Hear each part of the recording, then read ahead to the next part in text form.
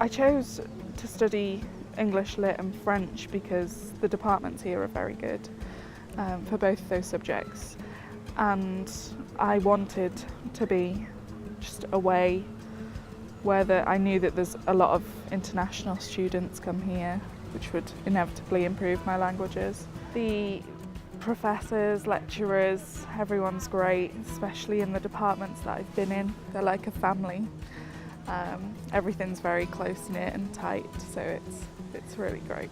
I'm proud of my award. I've won the André Barbier Award for the best year abroad dissertation, and just generally how I've grown and how my languages have improved. The award is given to the person with the best dissertation. I did mine on Les Miserables and looked into how the book can be seen to be useful to today's society and not just of its time. I've definitely grown. I think the year abroad has had a lot to do with that.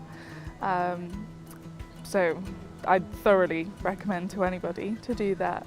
I wouldn't be here without the year abroad because it really pulled me together as a person and made me continue with everything.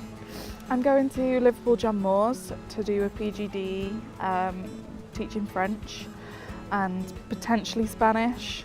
I would love, ideally, to just stay in university forever, and ABBA's definitely made me feel that way.